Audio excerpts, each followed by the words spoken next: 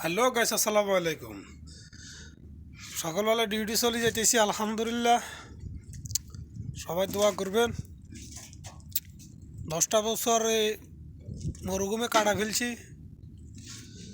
ইনশাল্লাহ এখন সামনের মাসে বাড়িতে যাওয়ার পরিকল্পনা আছে।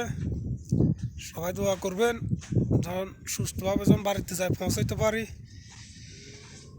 একটা প্রবাসীর অনেক কষ্ট নিয়ে প্রবাসে আমরা আছি। এই যে মরুভূমে আশেপাশে লোক আছে, কিন্তু অনেক দূরে দূরে আছে। রাত না দিন না অন্ধকারে জায়গাটাতে থাকুন লাগে রাতে।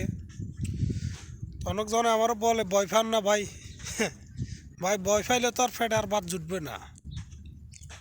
কর্মকে ভালোবাসতে হবে।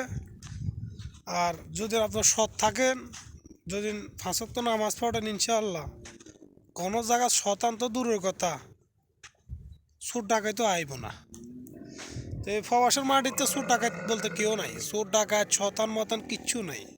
এদেশে থাকলে বোবা জাতীয় কিছু আছে, ধরনের এগুলা মোটা মোটা মাঝে মুঝে চাবি ধরে। তো এরকম আর যাক, এই যে ডিউটি চলে আসলাম। এই ডিউটি আমার এখানে 10টা বছর কাটাই দিছি, আলহামদুলিল্লাহ।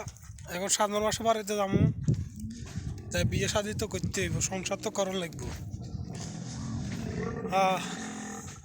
মাইনে তো টোকাই হয় না, বিয়ে কারে করুন।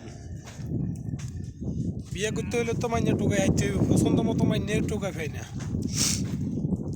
জিগে পাই কানাডা বহুত সত্য আছে।